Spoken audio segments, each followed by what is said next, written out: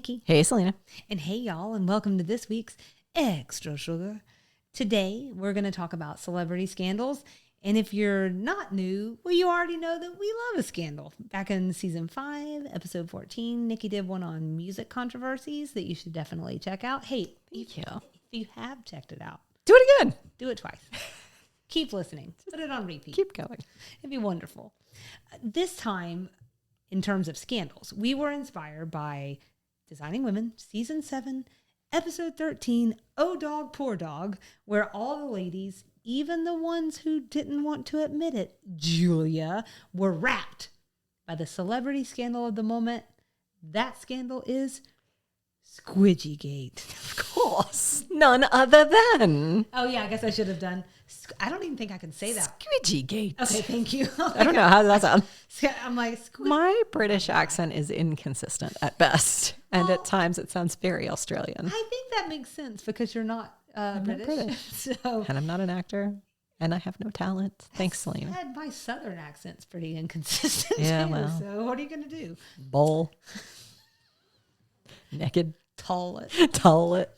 Oh, I got made fun of not long ago because I said there was a frozen armadillo during the You mean an armadillo? storm. And that's what I said. And I walked up on it and That's I so went, sad. I know, it must have gotten hit and then like flash frozen Jeez on the side of the road. Louise. So, but I walked up on it and I said, "Is that an armadillo?" And I heard about it for 2 days. So Good people. Anyways. Good people to keep you honest. Yeah, Casey was like, "That's armadillo." And I was like, "Well, how do you know she's not a woman?"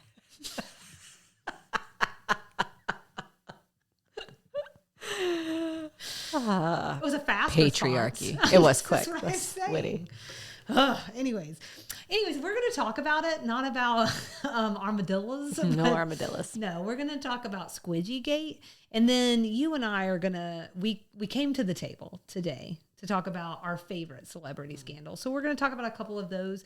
I want to be very clear that the definition for favorite may vary. So for instance, maybe we loved it. Maybe we hated it. Maybe we hate that we love it.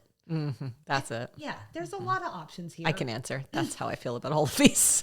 That's fair. I find myself like fixated on celebrity scandals, and I'm like, why? Yeah. Why are you doing this? No, and then you were like, let's get together for an hour and a half and talk About it.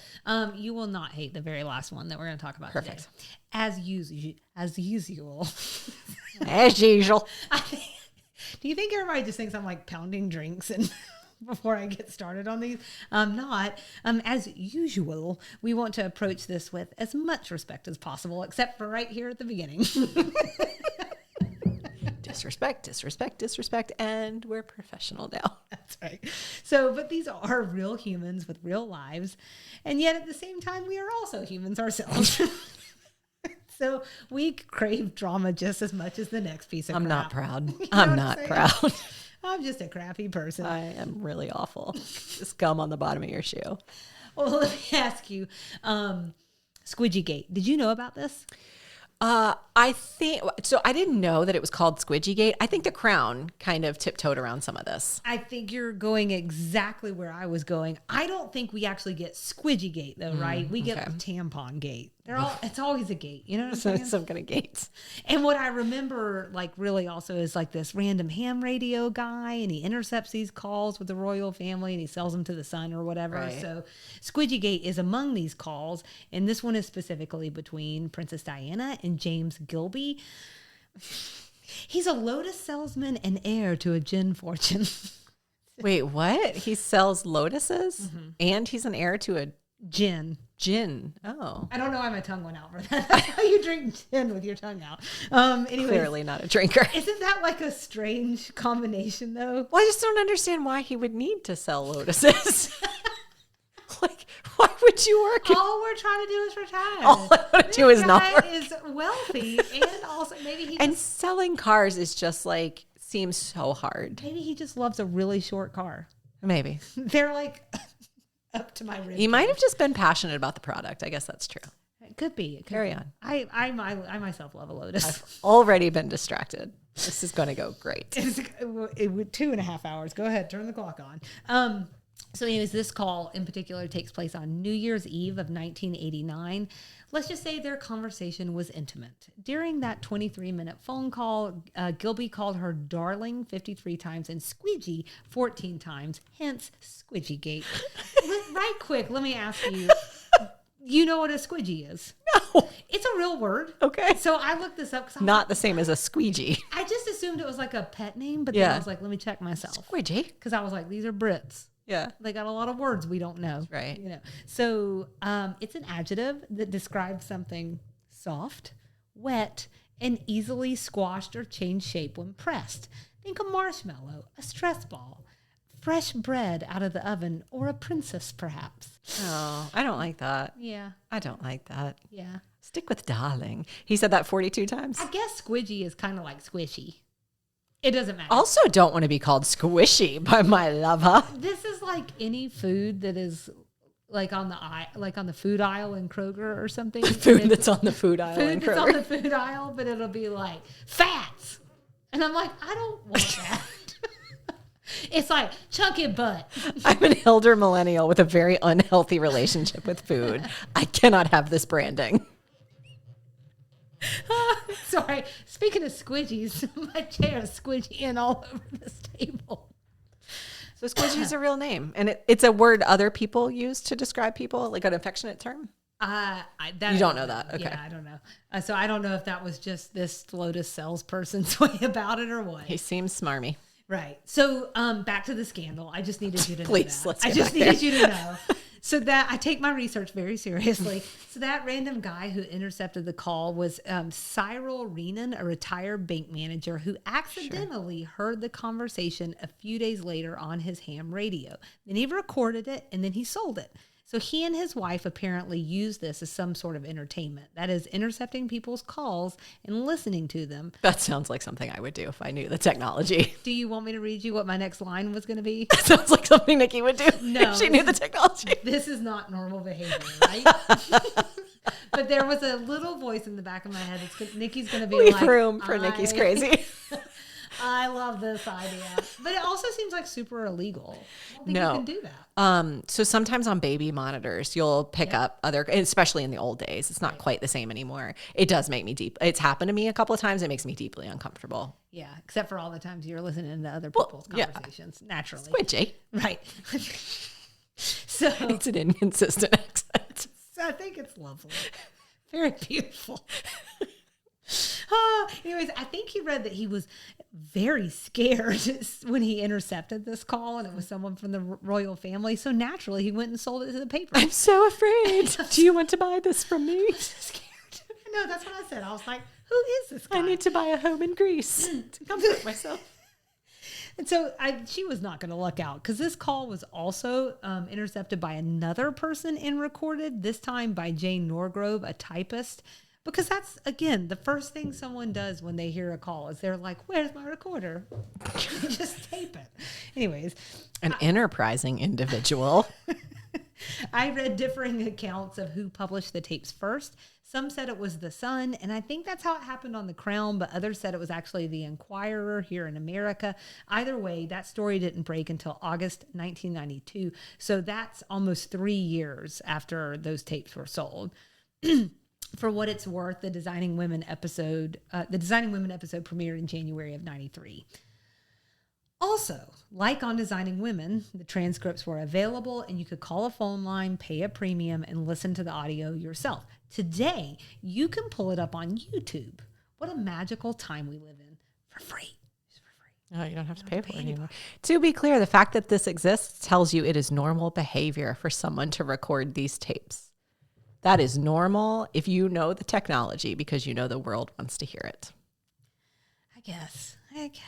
So maybe I don't recall this one again because I just think Tampon Gate was really overshadowing everything else. Sure, because it's... Yeah. But this is about Squidgygate. So if you want to learn about Tampon Gate, you got to watch go The Google Crown. that yourself. Oh, that too. Yes, that too. They did pull exact wording and everything. So Diana did also think her phone line was tapped. Not to go back to The Crown again, but that tidbit is in the show. According to an Australian news article in 2008 during the inquest into her death, her former protection officer claimed The call between her and Gilby had been recorded by the British Secret Service and broadcast on a loop, hoping someone would pick them up. So I don't know that's true. I just know that that's what was said at the time. For the record, his name also sounds like a pet name. Gilby. My little Gilby. Oh, Squidgy. Just seems like, I don't know. The Lotus, the Love, Gin, the exciting Gilby, and the new. Squidgy. Yeah, yes, that's what I was going to say. I wasn't going to say anything mean. That's all you need to know. Anyways, that's a lot to unpack, to be honest. And I will tell you that I approach anything in the royal universe with a lot of skepticism because there's just so many competing PR folks in the mix. What's real, what's fake? It's like impossible to tell, which we will revisit this problem again here shortly. But before we move on to your selected scandal, is there anything else that I didn't cover that you're dying to know about Squidgygate? I won't know anything. I was going to say probably, but no, we're good. Okay. We're good. It was amazing. I don't know that I realized you could call in and hear these tapes, or that like we were reading full transcripts of them, for instance. And I think that just speaks to such a moment in time obsession with the royal family. Mm-hmm. And just how out of control it had all gotten. Well, an obsession and also worse technology, you know? Right. So, because I don't know. That's a good question. Like, or to think about, like, what is more out of control then or now? Yeah. I mean, they've definitely had their run-ins with people hacking their phones and reading their text messages, for instance. Look what they did to Kate. Yeah. You know, or the things that we saw that just them trying to get to Harry and Meghan. Yeah. When they moved to the U.S. They're like swimming through the swamp and, you know, just doing weird stuff. It's weird. Anyways, I don't know. So, what you ready got? for my first one? What's scandalous for you? My first one has a Southern, both of mine actually today have Southern slants. Yes. Nikki, for her part of the exercise, remembered that we are a Southern podcast, whereas I was like, oh, this crap is weird. I'm going to cover that. Only because Boss Lady reminded me of that a couple months ago. So it's fresh in my mind. I want to start my first one with a dramatic reading. Oh, wonderful. I made my bed and I sleep like a baby with no regrets. And I don't mind saying it's a sad, sad story when a mother will teach her daughter that she ought to hate a perfect stranger. And how in the world can the words that I said send somebody so over the edge that they'd write me a letter saying that I better shut up and sing or my life will be over? Did you get chill bumps? I'm riveted.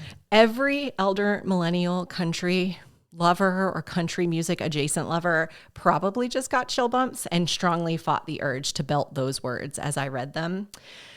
For the uninitiated, those words form the bridge to the 2006 Chicks, then known as the Dixie Chicks, anthem, Not Ready to Make Nice. But before we can get there, we have to go back in time 3 years to 2003. An excellent vintage for high school graduations. For some people. Oh, people. So up to that point in time, the current lineup of the band had released 3 studio albums, starting with Wide Open Spaces in 1998. In the span of just those 5 years, they had won 8 Academy of Country Music Awards, 10 Country Music Association Awards, and 7 Grammys. They were unequivocally among the most successful in music, country music, or otherwise. However, that all came to a screeching halt at a show in London on March 10th, 2003.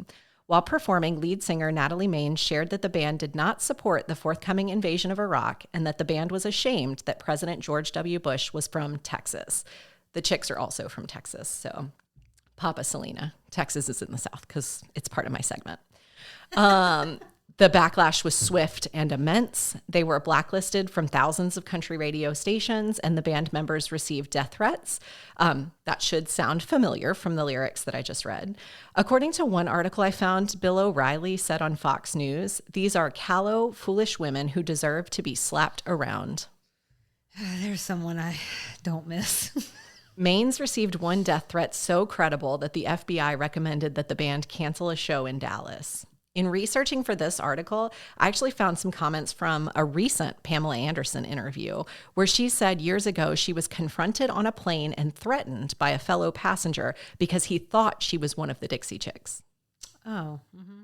So that's how severe all of this became. That's wild, right? I mean, how do you let something take up that much of your brain space? It's crazy. Yeah. It's so crazy. So from a business perspective, at the time of the controversy, they had a single, which was a cover of Fleetwood Mac's Landslide. After the remarks, it fell from number 10 to number 43 on the Hot 100 chart and then left the chart just a week later. Maines did eventually issue an apology, noting that her remark had been disrespectful. So it took them 3 years before they attempted another album. So when they did, it was Taken the Long Way, which contains Not Ready to Make Nice. It debuted at number 1 on the U.S. Pop Albums chart and the U.S. Country Albums chart, selling more than 500,000 copies in the first week, making it a gold record within 1 week of release. With that, they became the first female band in chart history to have 3 albums debut at number 1. However, neither their first or second single from the album reached up to the top 35 on the Hot Country Songs chart. Remember, they were banned from country music radio stations. So it became super clear the country music industry had turned against them. And it sounds like there wasn't much love lost. So that year, band member Emily Irwin said, a lot of artists cashed in on being against what we said or what we stood for because that was promoting their career, which was a horrible thing to do. A lot of pandering started going on, and you'd see soldiers and the American flag in every video. It became a sickening display of ultra patriotism. I'm picturing like very specific artists in my head. Toby right now. Keith. We're going to kick him in the face with a steel-toed boot. Rest in peace. Yeah.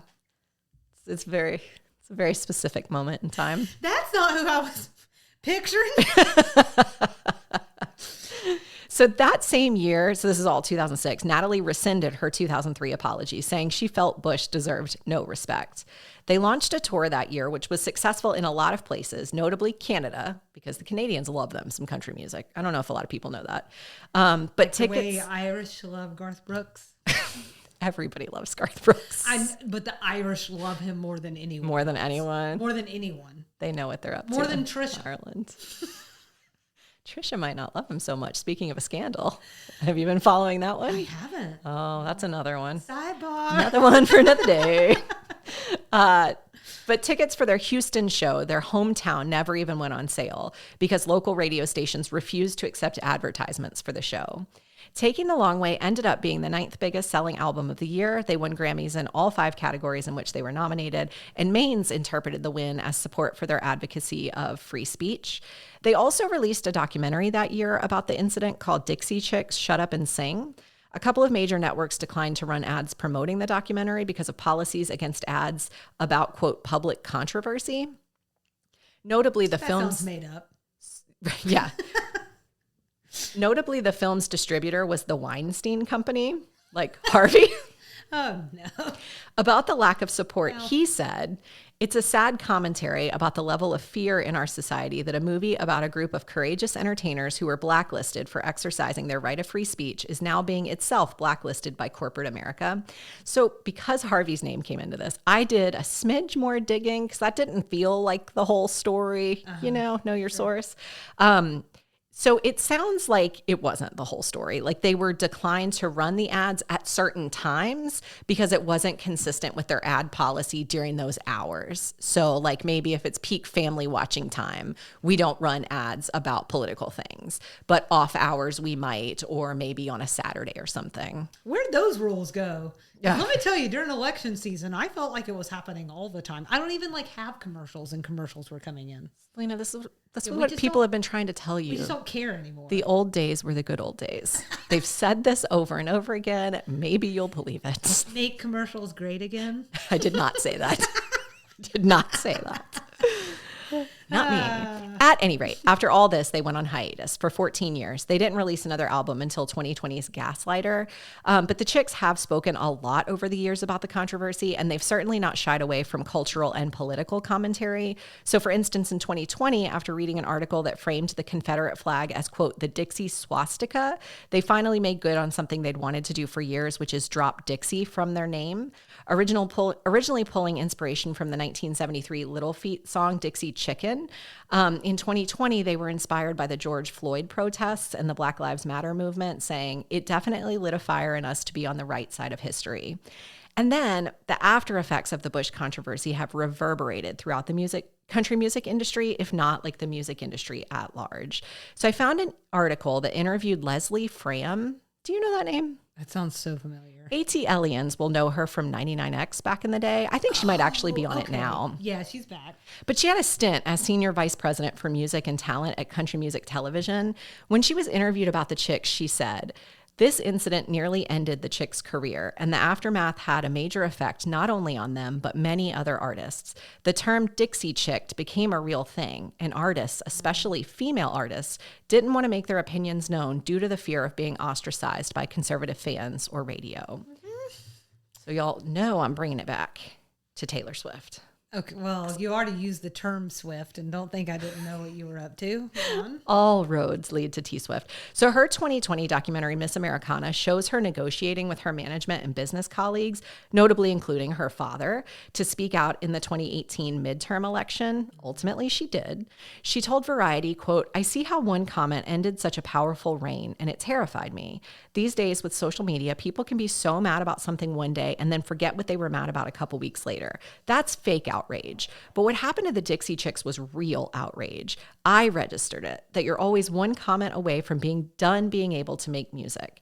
She went on to comment on the safety aspect of it all, how dangerous it can be to be the one in the hot seat and have the, quote, wrong opinion. And she actually said that's sort of why she thinks her dad didn't want her to speak out about politics, because he's the one that sees all of the death threats she's already getting just for being her, or all of the stalkers that she has. So she didn't want to be on that. He didn't want her to be on that side of it.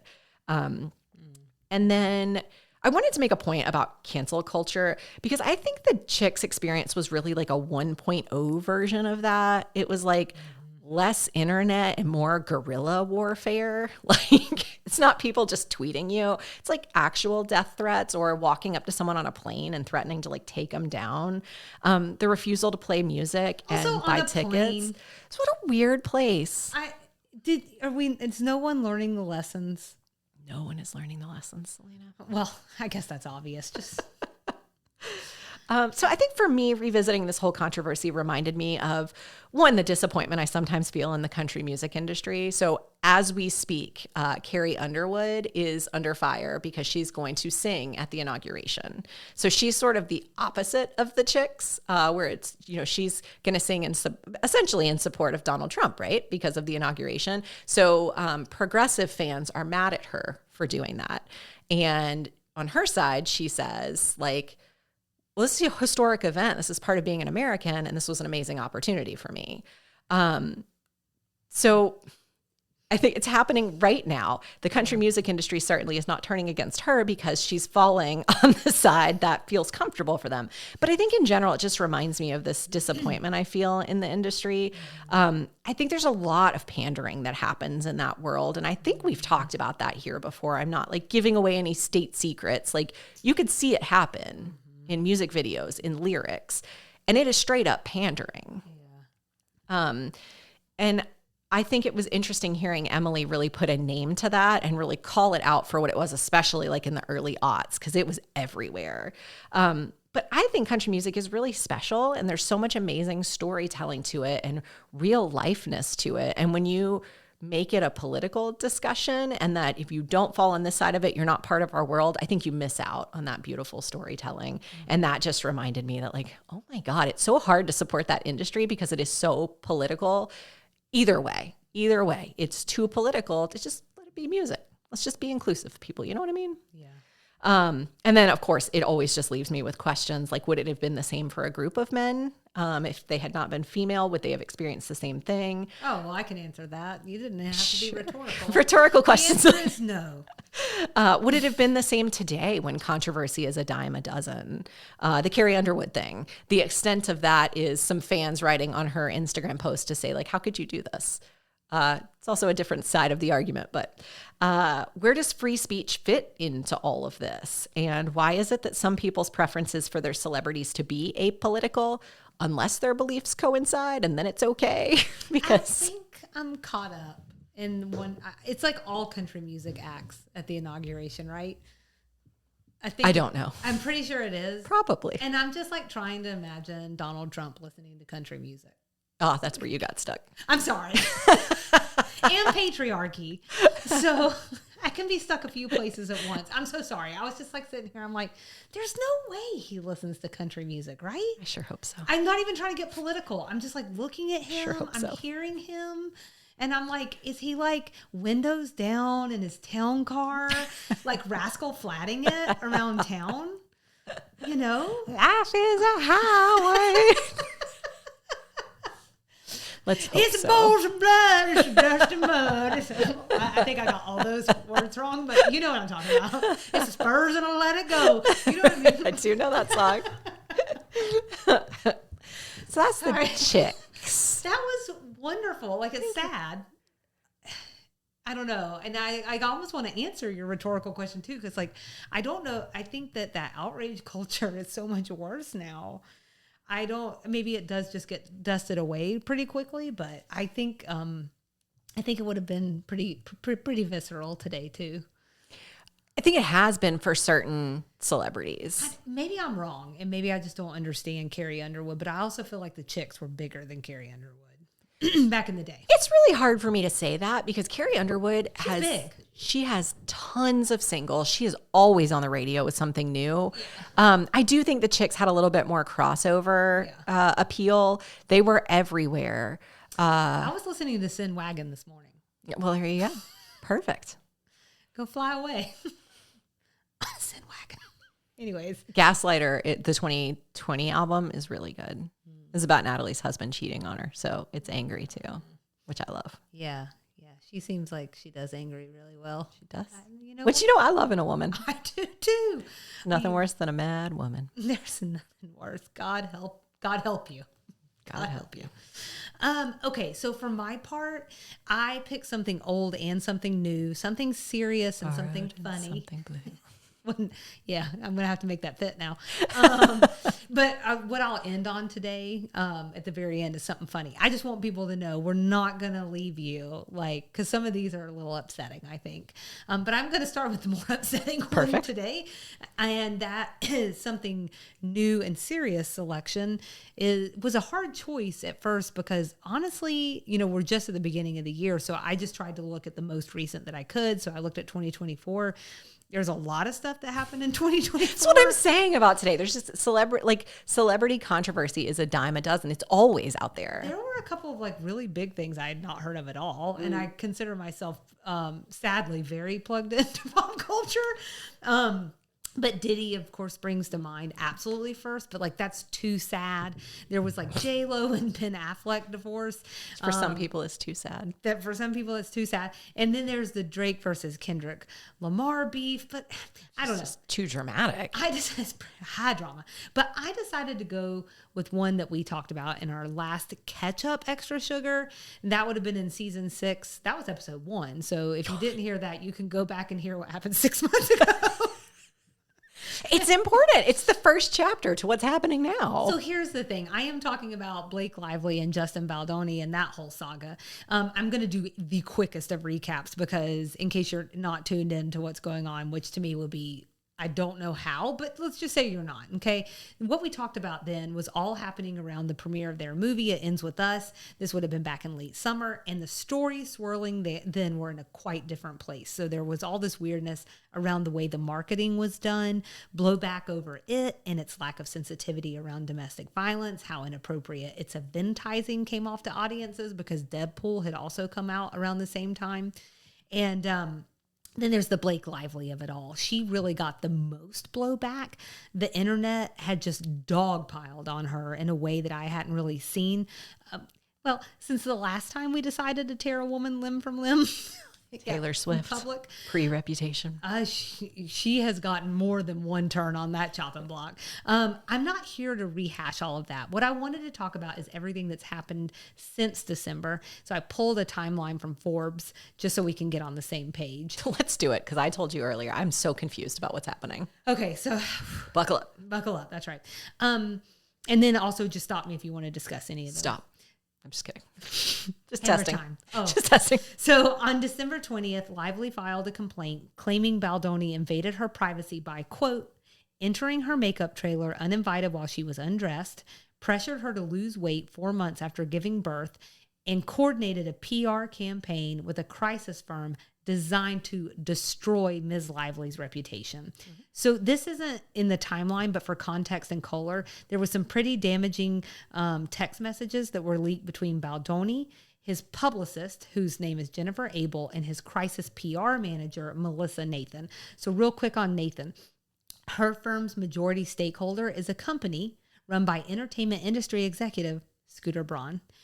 She also represented Johnny Depp in his defamation case against Amber Heard, who, for the record, is the last woman I recall being dragged as badly as Blake Lively on social media. Funny that that's the case, huh? So let's just say Baldoni had a series of very bad days after that December 20th date. He was dropped by his talent agency. Then Vital Voices, which is a global nonprofit that focuses on empowering women, they rescinded his Voices of Solidarity award from earlier in December. This is an award that celebrates, quote, remarkable men who have shown courage and compassion in advocating on behalf of women and girls. That same day, his co-host pulled out of their podcast about masculinity called Man Enough, and his ex-publicist sued him over an alleged conspiracy to discredit her and steal her clients. This person is his current publicist's old boss. So if you're confused, there's a great reason it's confusing. But anyways, I missed that piece of it all. Okay. But anyways, bad series of days for him. Sounds rough. Yeah. So then on New Year's Eve, the lawsuits just started flying. Right. Okay. Lively filed a lawsuit against Baldoni, his publicist, Wayfarer Studios, and others for, quote, retaliating against her for reporting sexual harassment and workplace safety concerns. Then he turns around and files a $250 million libel lawsuit against the New York Times for their reporting on Lively's allegations, accusing the outlet of having cowered to the wants and whims of two powerful and untouchable Hollywood elites, referring to Lively and Ryan Reynolds. And then within days, Baldoni's camp released text messages to air his side of things so that, as his lawyer said, people could have them and see the truth and determine the truth for themselves. Then this is just a couple of days ago. Or January 16th, because when you hear this, it'll be more than a couple of days ago. But Baldoni and Wayfarer Studios sued Lively and Reynolds for at least $400 million for damages. According to AP, the suit alleges that Lively and Reynolds, quote, hijacked the production and marketing of the movie and manipulated media to smear Baldoni and others on the production with false allegations of sexual and other harassment. The suit also counters a lot of Lively's claims. So I'm paraphrasing, but he was welcomed around for breastfeeding. He only asked how much she weighed so that he could work with his personal trainer to make sure he could safely lift her, bad back and all, that kind of thing. So at this point, we're just watching their teams respond publicly to one another. It's pretty ugly. Which is where the good stuff happens. I don't think there will be any winners here. I don't know. I'm very curious to see what happens. Like, I think at some point I'm concerned everyone gets so toxic that people just, but we'll see. Because at the end of the day, most of these people, especially when it's the people who are going to be making movies or other creative assets, if you're a threat to their money, then you're a threat to them. Yeah. And they'll drop you. They don't care. They don't want you to be part of a negative story. Right. So what I'd really like to talk about is the New York Times article. This was very interesting to me. So this is the one that Baldoni is suing over that was published the day after Lively filed her initial complaint. So it was written by Mike McIntyre, Julie Tate, and Megan Toohey. As in Megan Toohey, who, along with Jodi Kantor, published the report that exposed sexual abuse allegations against Harvey Weinstein. Look at him coming up just left and right here. All roads lead to Harvey. It's so weird. We're talking about scandals. In this case, the article exposed what they called, quote, an additional playbook for waging a largely undetectable smear campaign in the digital era. The report highlighted text messages subpoenaed by Lively, and what's there is pretty bad. I had talked about this a couple of minutes ago, but I thought I would pull out a couple of examples. So the timing of the messages as well showed that what took place was pre-planned going back as early as May. A publicist messaged about Baldoni, quote, he wants to feel like she can be buried, to which Melissa Nathan responded, you know, we can bury anyone. Well, no, I didn't say I wanted her buried. I just want a plan for it. That's what he said. Messages also show that maybe he wants you as his PR person. Messages also show that they leveraged blowback around the official promotional plan. So this is like where the cast is being instructed to focus on uplifting aspects of the movie and like the florals and everything. So instead, Baldoni... The hair products. That's right. Instead, Baldoni highlighted domestic violence survivors in his interviews and on social media. So they're seeing the contrast between these two things. Now, the way I'm reading that is not that they specifically like really... ran her and others over in terms of like setting that emotion to do that. But once they saw how that blew up in their faces, they took that opportunity to get Baldoni out there and doing something that was a little bit more palatable to movie goers and just the public at large who were eating this up. Or my personal favorite. So Ms. Nathan wrote to Ms. Abel. And socials are really, really ramping up in his favor. She must be furious. It's actually sad because it just shows you how much people really want to hate on women. And I'm like, but you're a part of it. Worst kind of woman. You know? So much like the last time we talked about this, it feels to me like an exercise in communications. And I am just dying to run some questions by you to see where your head is on all of this. So what is something this heinous mean for PR? And who's going to resuscitate it? Or are we just like okay with this? We're okay with it. We're okay with it. Like, I think I happened to see an interview with Liza Minnelli about Judy Garland. The interview was from the 70s, but at that point, Judy Garland was dead. And so Liza was talking about her mom. And the interviewer asked some question about, your mom, her attitude toward life or something. And the point was, Liza said, what you guys know about my mom is not my mom. And you don't know the person that she really was. She put forward an image of herself that she thought people wanted to see. And that's what you saw and that's what you know. That dates back to Judy Garland's time. We've never actually known celebrities and we're okay with it. We know there's spin involved. That's true of politics too. We know there's spin involved and we've just made ourselves okay with it. What I think is interesting is how quick, and we talked about this when we talked about this over the summer or at the end of the summer, is how quick people are to judge one way or the other when they know they're being manipulated. So very quickly people are like, oh, the evidence is there. Do you really think a lot of people know they're being manipulated? Judging from the comments on that New York Times article and understanding that is a very small sample size, I think there is a large number of people that accept they don't know the whole story and they just still make generalizations with the facts that they know. I do believe that. Yeah, I agree with that. I think sometimes in thinking about political conversations too, like, or just the way that I see people approach media, there is a certain unsavviness with it. So I agree with that. I do think one thing that came out in the New York Times article, because I've read it, is the lengths to which this smear campaign went and the tactics they used. So the reporters take you up to the line talking about things like bots and talking about things like deploying these like social media people to reshare things. So they talk about that one interviewer who reposted her. Yeah, they talk about that. And they say this was not the first time she aligned herself with either Abel or Nathan. I can't remember which one, but whichever one of them. Because it was, she came out on the side of Depp.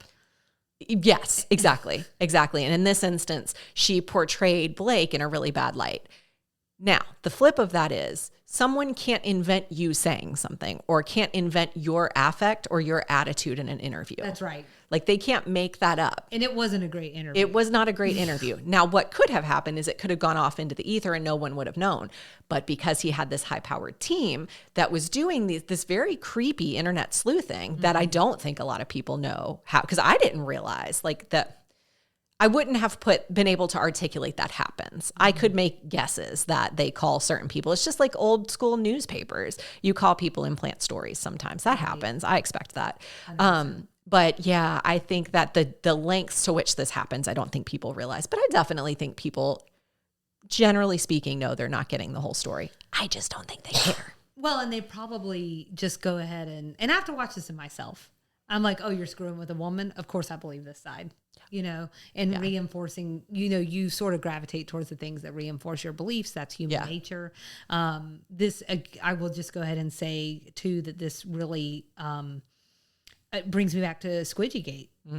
All roads lead to Squidgygate. Squidgy. But just this, that was good. It's this idea that these PR machines are so big that it's fascinating, but it's not probably the smartest idea to put a hard line in the sand. Also, like, why should we? Yeah. Like, this is not it's not necessarily our problem, which not my battle. Sort of leads me to my next question, which is like, what does something this sinister say about Hollywood? The same thing we know about Hollywood. Weird, you mean? It's a nightmare. Yeah. It's an absolute nightmare. I mean, I think these stories have been coming out in dribs and drabs over the years, and they're gaining steam. I think the difference between now and Judy Garland days, for instance, it was much more one way. I'm sorry. I was thinking, my first reaction was that they just gave you the drugs in Judy Garland's era. Right. I think they still do, honestly. Yes, just a different route. But it was much more one-way communication. Mm-hmm. So the studios and the executives would put out the communications on behalf of the stars. There was a lot of like loaning stars out to other studios. There was a narrative that followed all of these stars. The studios were stronger then. Yes. Way stronger. And they controlled the communication. Now, the bag is in the hand of the celebrity, and we're facing an environment in which it's much more intrusive. You don't have, so Squidgygate is a great example in the quote unquote modern era. Right. You don't have the privacy you used to have. I think the channels are so much more, so it's ramping up a lot, but I don't think it tells us anything new that we didn't already know about Hollywood. Right. Okay, I see. I knew you'd have some insight. Oh, I have so many thoughts. And then what does this say that it was two women orchestrating this in the background? I think it's bearing out this thing that I always struggle to articulate, but I think it's women on women crime that's more dangerous than men on women crime in circumstances like this. I'm not talking about real crime and assaults and things like that, but we talk about the patriarchy sort of jokingly these days. We're like, oh, it's the patriarchy. Women are fueling a lot of this, but not joking. But like, it's not that simple. Women are complicit in the patriarchy in a lot of instances. If it benefits them, absolutely. And so I was reading some of the text messages between these two women, and I was thinking, God, at what point have you completely sold your soul and you can't find a way back? It's so young. I saw the pictures. They're so young and adorable. What do you think, early 30s maybe? Yes, and if that. I was like, what is happening? And so I thought we were supposed to be getting better. It led me to this question of what does feminism look like for a younger generation? And how are young women perceiving this? And are we in another backlash period? Because it does, there's the ebbs and flows, and, obviously, I shouldn't say obviously, but there's been several waves of feminism at this point. And like, to your point earlier, what does feminism look like for different people? What does it mean? All of these different things. And so, because it's weird that they would choose to engage. It's a money thing for sure. They're getting paid. Like there were quotes, cost quotes, either in the New York Times article or in another article I was reading, actual cost quotes of what various levels of smear campaign are going to cost you. Yeah. Let's just say these women were making good money to be terrible people. And so like the money is there, but like, do they just not realize these are real people that they're hurting and that there are ripple effects? I didn't write this quote down, but there was one where she basically, it was like, you could almost hear like not even an anxious laughter, where it was like, and I don't even agree with him. Right. I'm like, what are we doing? And then I guess like money, man. It's money, it's power, it's who you work for.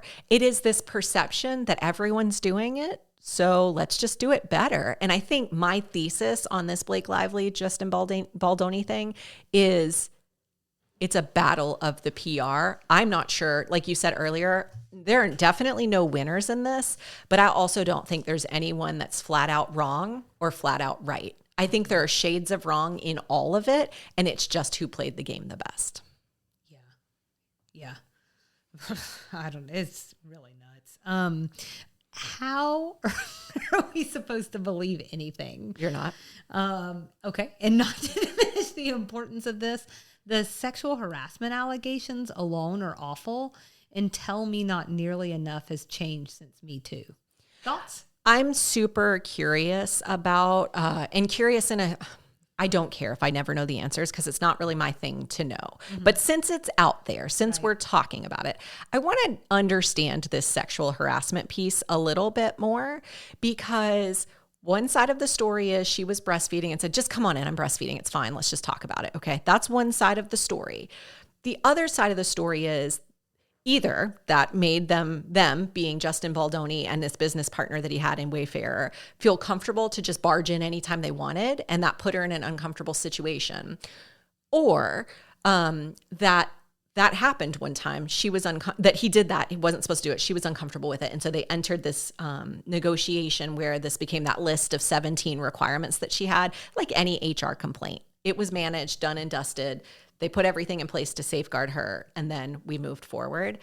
If that's the version of events that actually happened, one, it's never okay for a person to be sexually harassed. That's never okay. But also, this is the PR of it all. It was done and dusted like an HR complaint. It was managed. It was handled. If you're that deeply uncomfortable with it, walk away from the movie. Otherwise, you have to accept that the process took place, and she said she was happy after that. So I want to understand the sexual harassment piece more, because I do think sexual harassment is a term that gets thrown around sometimes in PR discussions, because you hear sexual harassment and immediately vilify someone, whether it's actually what happened or not. Well, there was also the piece about, I can see how there could be potential confusion there. And I've heard it's so funny how people like piece this stuff apart. The situation's not funny, but like, there was talk about, well, some women consider pumping different than breastfeeding. And like so people were parsing through all of that. And then, but I guess like it's the same partner person, I think, and I want to be very careful about that. But what's alleged is that he showed either naked pictures of his wife or video, some kind of sexual content to her. Yeah. I mean, that's definitely crossing a line. But yeah, I hear you on the done and dusted. What I think the only thing that like, and I do understand just process wise where you're coming from. And maybe this is just the stubborn person in me, but to think about like her having to walk away when it's like a passion project for her is kind of crappy if she's the one that had to request the things in the first place because she didn't feel quote unquote safe or whatever the case is. From my perspective, I just feel like this is another case where everyone uses it similar to what you were talking about with the chicks in country music. Everyone uses it as an opportunity to wear ribbons and do all this like, grandstanding, but not actually change anything, And I mean, there have been changes. I could go and I could pull together a list right now of all the things that have changed. I think what this says to me is that the way that things are happening and the way that women might be experiencing things now is like at a more sinister level. It's like the blatant stuff isn't working anymore, but we still have all this undercurrent of things that would have to be addressed. So, yeah, I don't know. It's complicated. It's really complicated. I don't know. I work with all women. What do I know? And I always say, don't have that problem. It's weird. I don't know. Yeah, it's complicated. I still don't know which way, because I'm ultimately just not going to fall either way on any of this. I'd feel for Blake Lively if these things happened the way she perceived them. I hate that for her. Like, that's terrible. I hate that her character is being assassinated because of it. Yeah. I don't think it changes some of the interviews I've seen, the way she talks to people, the way she talks about herself. I do think that I understand she and Sony had agreed on a marketing plan that was to like make that movie all frills and whatever. But I think there was an opportunity to take a stand there that maybe she didn't. It also sounds like he's maybe not the person he portrayed himself to be. I don't know what his motivations are. I don't know if he really is an advocate for women or if he's really sneaky and terrible. What I think it's just bad PR management. I think it started as used to working in a club of boys, so showing around things like videos of your wife or whatever, and then realizing, oh, we weren't supposed to do that, and then trying to fix that. And then, but it was my wife who was naked. I didn't even pull any body parts. It was fine. And trying to fix that from like the HR perspective. And I'm sure Justin, the whole time they were making this movie, he's remembering that conversation was happening, ironically, around a movie about domestic violence that is supposed to have feminist themes. And I'm sure the entire time he was filming this movie, he was thinking about what his PR strategy was going to be if that ever came out. I think he thinks he's a very good guy. Yes. I'm like you. What do I know? I don't know anything. That's why I'm sitting here talking about this. What a better person to do that. But I truly think that he considers himself to be someone who wants to empower women. Mm-hmm. I believe that. And I think it's also possible. And I won't even say in his circumstance. In anyone's circumstance, you may want to be something, but then there are actions that are so built into us that you don't even realize that it's happening, and you don't even realize that you're doing it. I wonder if he really thought he had hit all of the right marks, and then he got spooked. I know I've read a couple of articles where when I guess Ryan Reynolds stopped following on Instagram, like he saw some of these things and then he went for the nuclear option because he got scared of his own reputation, because I think most people were like, Justin who? Yeah. Because unless you watch Jane the Virgin or whatever, like, you know who Blake Lively is, and you know who Ryan Reynolds is. And I think there probably was some reputational fear there. And then I'm sure it just got more and more unraveled and complicated from there. There's no all, right? And there's no none, right? Or everything and nothing, and all. We know that those don't exist. And so I do agree, like, it doesn't matter. Some of those interviews don't look great. She needed a good handler back then to be like, hey, I know these suck. It's a press junket, but you got to suck it up, and not everyone's very good at those.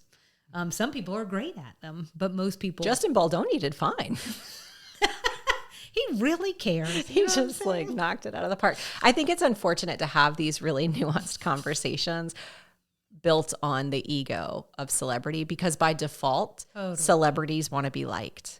And celebrities are going to fight tooth and nail to be liked.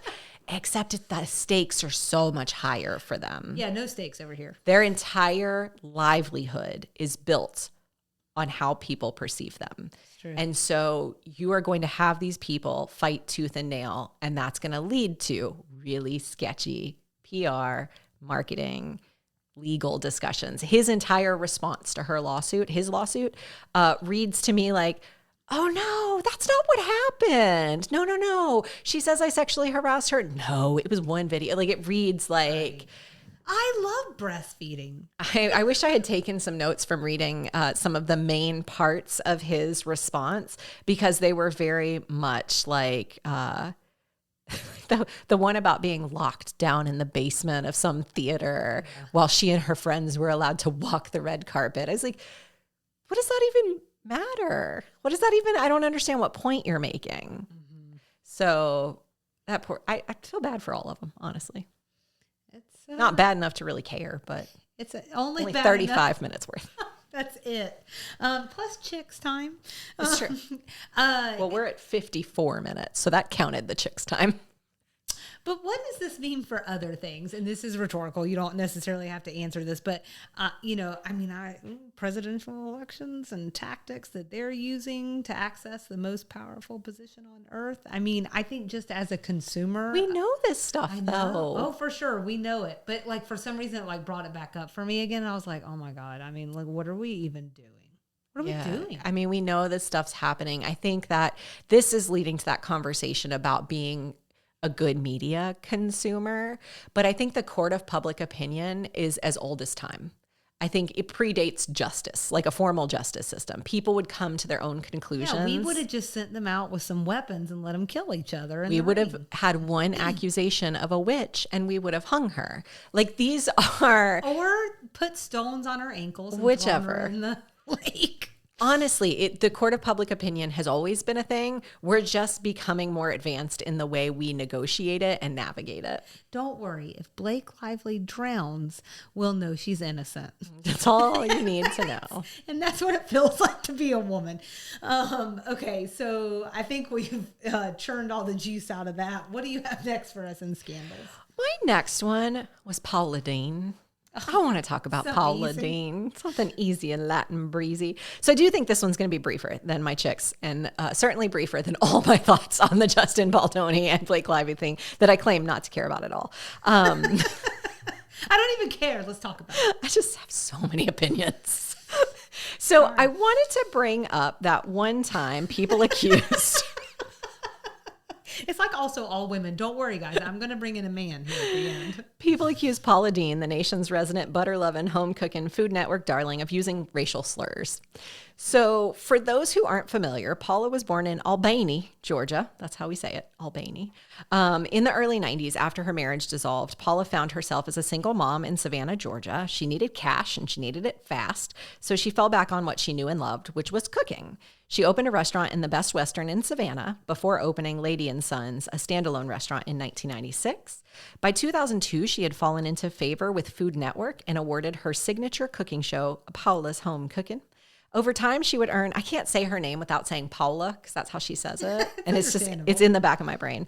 Over time, she would open more restaurants. She had a deal with Harrah's Casinos, wherein she opened buffets at 4 casinos throughout the Southeast. She would have 2 more Food Network programs, and she released cookbooks. She threw out first pitch at baseball games, just all the things. She was in all the places.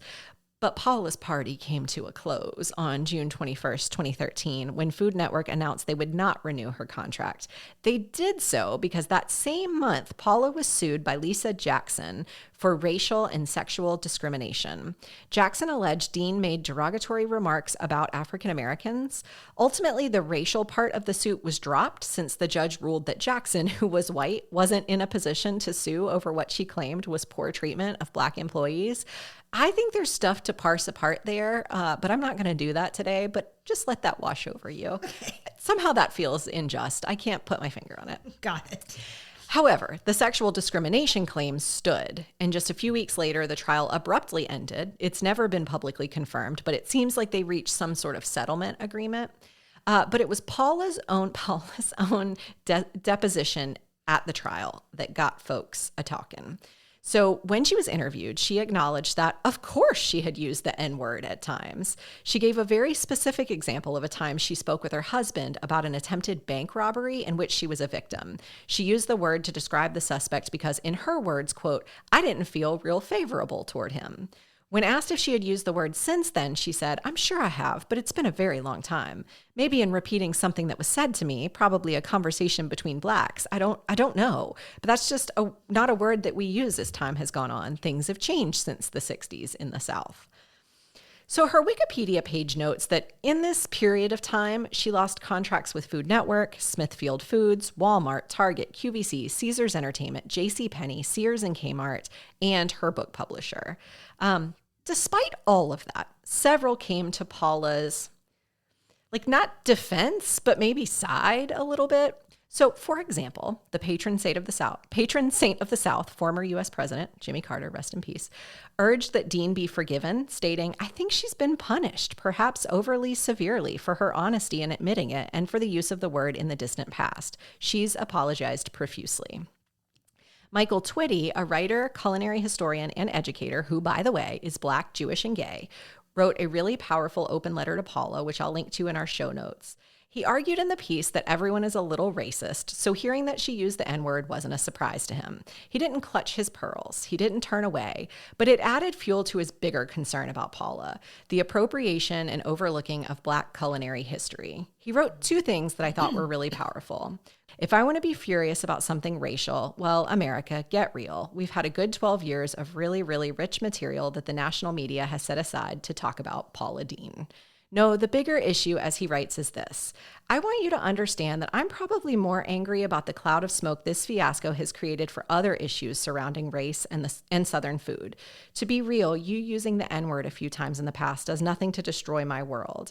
It may make me sigh for a few minutes in resentment and resignation, but I'm not shocked or wounded. No victim here. Systemic racism in the world of Southern food and public discourse, not your past epithets, are what really piss me off. There's so much press and so much activity around Southern food, and yet the diversity of people of color engaged in this art form and telling and teaching its history and giving it a future are often passed up or disregarded. Gentrification in our cities, the lack of attention to Southern food, desserts often inhabited by the non-elites that aren't spoken about, the ignorance and ignoring of voices beyond a few token Black cooks, chefs, or being called on to speak to our issues as an afterthought is what gets me mad. In the world of Southern food, we are lacking a diversity of voices and that does not just mean Black people or Black perspectives. We are surrounded by culinary injustice where some Southerners take credit for things that enslaved Africans and their descendants played key roles in innovating. Barbecue in my lifetime may go the way of the blues and the banjo, a relic of our culture that wisps away. That tragedy, rooted in the unwillingness to give African American barbecue masters and other cooks an equal chance at the platform, is far more galling than you saying the N-word in childhood ignorance or emotional rage or social whimsy. He ended the letter, which went viral, by inviting Paula to come, quote, bake bread and break bread with him and his colleagues at a meal of reconciliation that they were hosting at a former plantation. Paula never responded, but he got some interest for a book deal out of the whole situation because he went viral with it all. For her part, after the controversy, Paula did talk to Matt Lauer on the Today Show. Matt Lauer, controversy. To say that she doesn't recognize the old her and all the like normal I'm a changed woman stuff. Then 2 years later, a minor scandal broke again when she and her son dressed as Lucy and Ricky, Lucille Ball and Ricky Arnaz. And in a photo, her son appeared to be wearing blackface. So lesson learned, I don't know. Today she pops up here and there and from time to time, like she was recently announced as a MasterChef guest judge, but she never really regained her influence again. A very powerful letter. I want to start by saying that. It was. It took me a long time to read it and really sit with all the points that were being made. And I think I'm not in the culinary world, so some of it went over my head. But I think the points were made. But we've talked about some of that here, and you've brought some of that knowledge here where we've talked about the history of enslaved people and its connection to food in the South. And I mean, honestly, because some of the segments that you've done, and I was woefully ignorant in all of that. Some of it's because, as I have said on here before, and this has changed over time, I don't really like Southern food. So I wasn't going to go, it's not very often that I go study. Honestly, how many people go and study up on the history of food?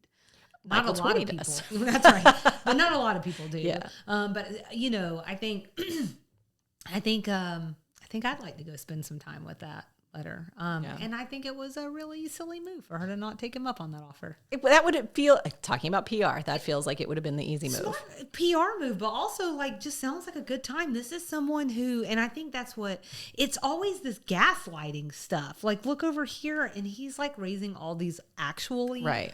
And I'm not saying that doing that is okay. I'm saying that let's go like make real changes. That's weird that I'm hungry.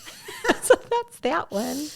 She was everywhere for a little while, and I think I ate at one of her buffets in Cherokee, and it's good food. Honestly, it's got the good banana pudding. I mean, look, I've made a lot of her recipes. You know, she likes butter, and so do I. She also incidentally sounds just like my grandma. And I do think there's a little accent is almost exactly the same. There's a little something there that makes this particular issue hard because it triggers something in your childhood. She reminded a lot of us of our grandmothers. And Michael may have said a couple of things like that in his letter about the persona of her and just who she was. It felt comfortable and it felt like something you knew. So it triggers something different in your head where this all or nothing perception where you're like, now I have to hate her. I mean, look guys, it's mind-boggling living in the South. It's crazy. It's back and forth all the time. Come on down. You'll see. It's a difficult identity. The nicest person, and then they say something that just blows your mind. Although maybe that's just humanity. Yeah. And my location is the South. They just do it with an accent here. That's right. So just sometimes you can't understand what they're saying is all. Okay. Let's laugh. at least a little Please. bit. Or we'll at least smile. I don't know. I'll make you laugh, but here we go. So Matthew McConaughey. Yeah. Look, Done. gotcha. Scene. Oh, Lord have mercy. He was arrested way back in 1999 for, I want to say, playing the bongos very loudly whilst very high and very naked. Are you That sounds familiar right. with this? Yeah. Okay. And that's not far off. That was what he was doing when police officers arrived. That's not far off. In fact, it's true. It's exactly what he was doing when police arrived at his house to respond to a noise complaint. There he was, just him, his bongos, and also his other bongos. So, His dongos. Oh, Lord. According to reports, he was arrested and charged with resisting transportation. Translation, he fought back as the police put him in their patrol car. Well, he was nudie and their seats are leather. He was afraid he'd stick in. Was he in Texas? Well, Dead heat of summer. So the reason I chose this one, other than just generally thinking he's so weird and so fantastic, is because of his retelling of the story in 2020. Oh. I'm just going to read an abbreviated account because I think that's how it's best told. Let's McConaughey this, shall we? So after a day of partying, McConaughey decided to wind down and got naked, opening the window to access the smell of jasmine from his garden.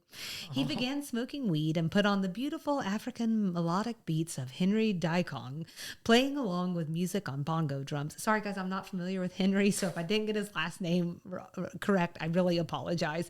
And this is him speaking, what I didn't know was that while I was being away in my bliss, 2 Austin policemen also thought it was time to barge into my house unannounced, wrestle me to the ground with nightsticks, handcuff me, and pin me to the floor.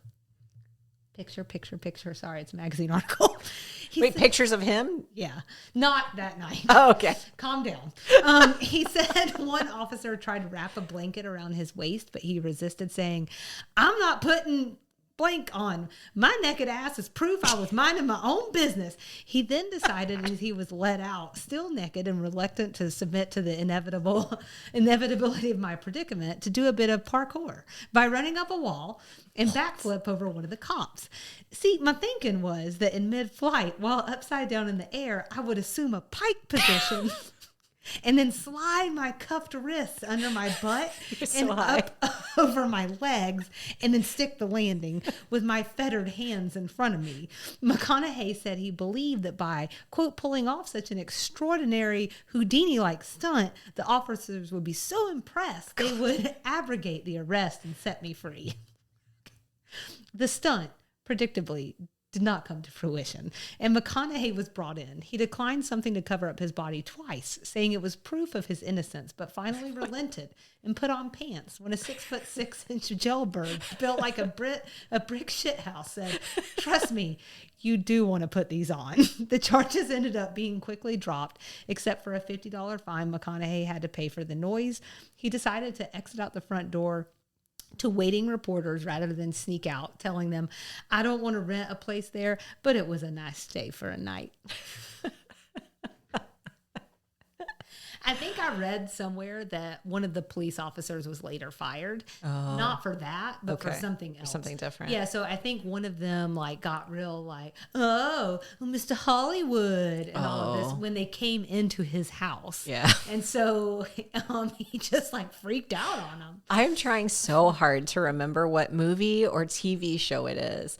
I think I want to say, you know what? I think it's 21 Jump Street, the movie. Mm-hmm. The scene where they take the drugs and they go into the different modes, whatever they are, and they just go through these different phases of the drugs. And I am imagining him in the phase where it's kick-assery, but really they're just rolling around on the floor. That's how we envision that parkour situation going on. If the cops had been wearing a body cam, it was really just Matthew McConaughey running into a wall and falling on the ground. I bet you it was pure bliss to hear him tell that story. I'm really sorry y'all had to hear me tell it instead. And I wish that I could do a McConaughey accent. I can't. But also, I think he was actually at a Longhorns game earlier. He's a huge supporter for them. We actually went to the Peach Bowl and they were playing, and He was there. No. Oh, I thought he was. No, he decided not to go. I can't remember what the reason was, but what a shame. Somebody with us looked up and he had tweeted about it. Oh. And we were like, dang it. Half the reason I'm here. Sure. The other reason is food. Sure. Yeah. Yeah. I can't remember. Did his career take a hit after that? Maybe for a second. For a beat. But I mean, not really. I mean, 99, he was already famous, but I don't think that he's quite McConaughey yet. Mm-hmm. Okay. Not like the way he's known today. I think that was when people got a snapshot that this guy's kind of interesting. He's wacky. Yeah. I like it. He smokes a lot. I like it. Maybe I'll play some bongos one day. Flip not to bring us down because you brought us all the way up, but flip the script. That's a woman. And imagine how that plays out. Well, I'm not famous. So.